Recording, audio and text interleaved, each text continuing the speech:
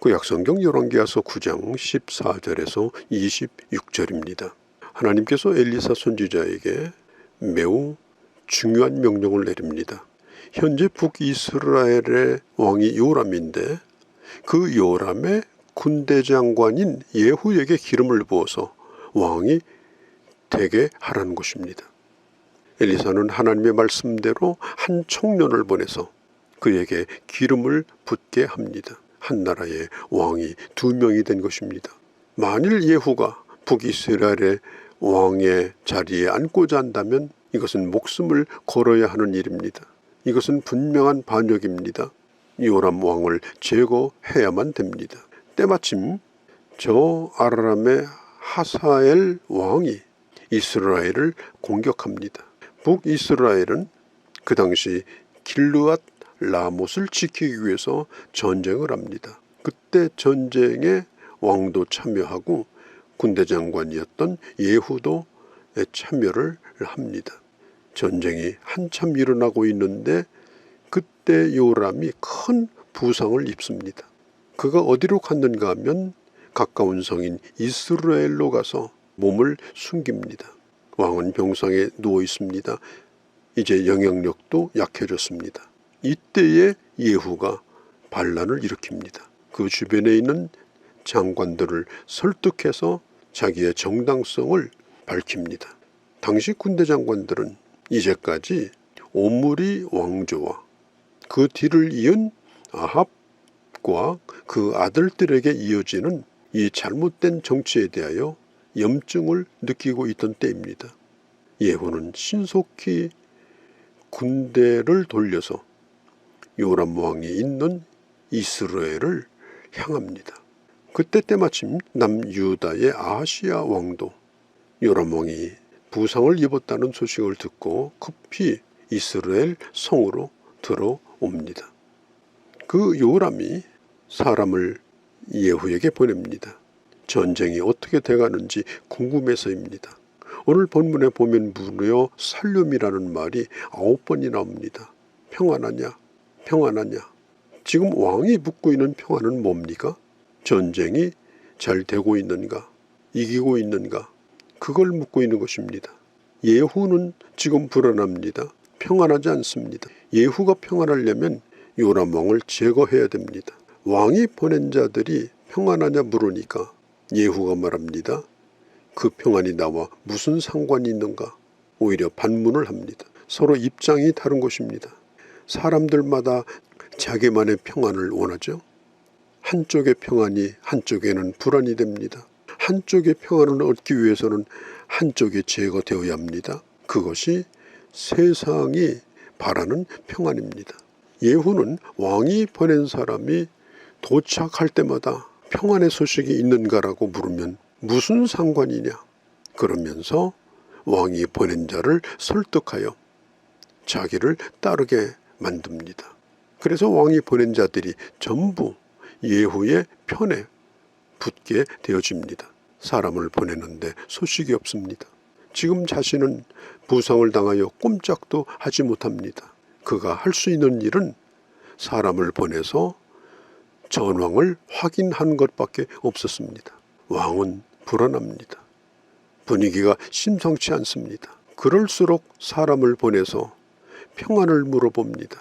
18절에 보니까 요람은 자신이 보낸 자가 돌아오지 않자 또다시 보냅니다. 이번에도 예후가 그를 설득하여 왕에게 돌아가지 않습니다. 19절에 보면 왕이 또 다른 사람을 보냅니다. 그때도 예후가 말합니다. 네가 평안과 무슨 상관이 있는가? 나를 따르라. 그렇게 말하니 그 사람도 예후를 따릅니다. 예후는 당시 북이스라엘 백성들에게 매우 좋은 평판을 받고 있었고 따를 만큼 그런 리더십을 가지고 있었습니다. 요즘 사람들은 평안하냐 이런 인사를 잘 하지 않습니다. 왜냐하면 보나마나 평안하지 않기 때문입니다.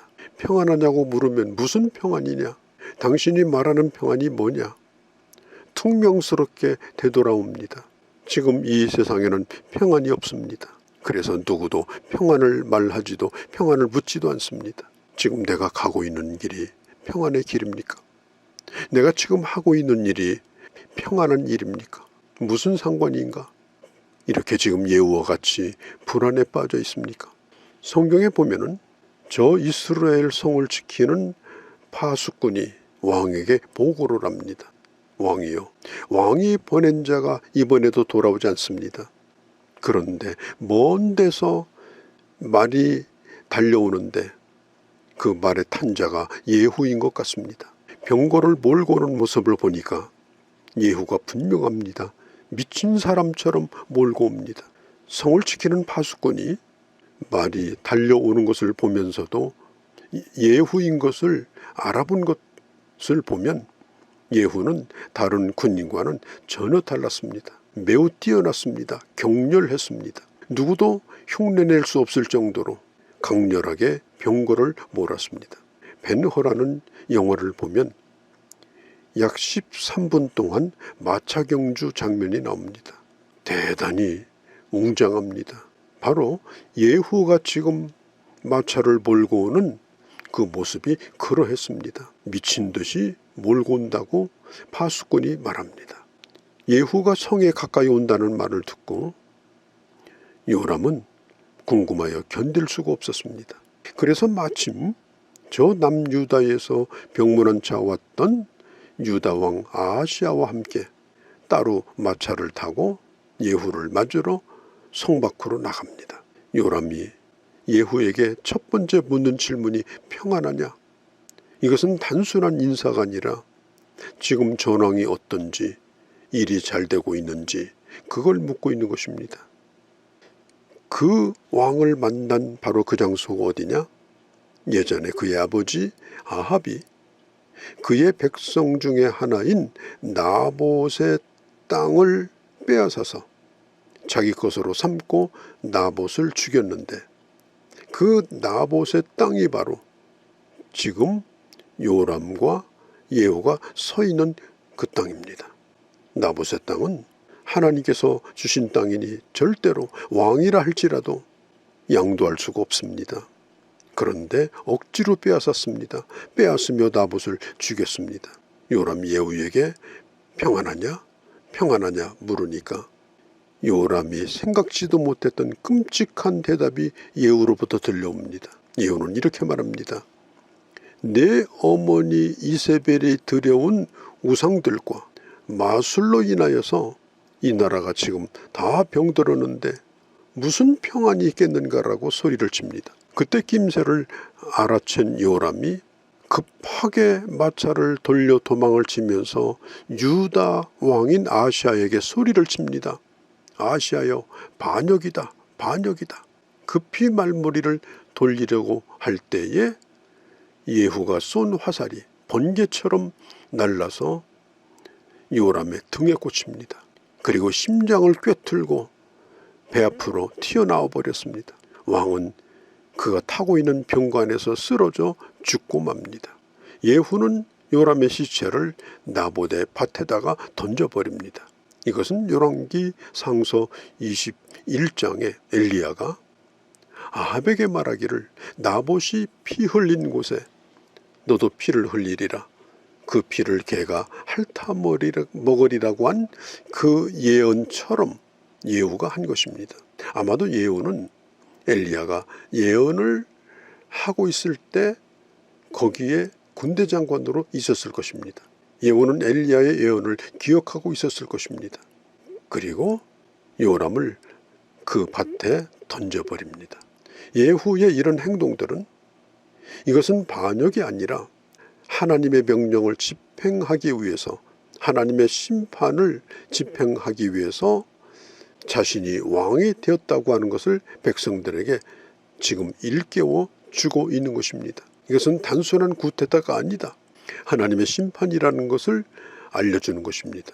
하나님은 악한 자가 자기 힘을 이용하여 약한 자를 억울하게 죽인 것에 대하여 세대가 지난 후에도 잊지 않고 심판을 하고 있는 모습을 볼 수가 있습니다. 하나님은 역사의 주권자이십니다. 성도의 억울함, 성도의 눈물을 기억하십니다. 하나님은 갚으십니다. 하나님의 심판의 메시지는 겁을 주려고 하는 공포탄이 아니라 그 말씀대로 심판하십니다. 아합의 때가 지나가고 아들의 때가 이르니 결국은 말씀대로 그 왕가가 완전히 땅에서 사라져 버립니다. 오늘 이 세상은 우리에게 묻습니다. 평안한가? 우리도 세상을 향하여 묻습니다. 당신들은 평안한가? 여러분 정말 평안하십니까? 여러분들이 가지고 있는 평안이 절대적 평안입니까? 뭘 얻어서 뭘 가져서 내 뜻대로 되어서가 아니라 주께서 주시는 평안을 소유하고 그리고 다른 사람에게 이 평안을 선포하고 이 평안을 전하는 그런 하나님의 사람으로 살아가는 우리 모두가 되어지기를 바랍니다. 거룩하신 우리 아버지 하나님, 이 세상은 평안이 없습니다. 평안을 묻는 자가 많지만 그러나 그들이 바라는 평안은 더 가짐으로 더 누림으로 얻고자 하는 평안입니다.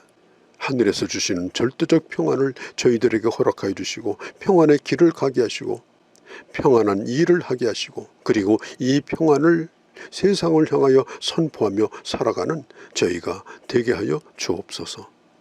우리 주 예수님의 이름으로 기도하옵나이다. 아멘.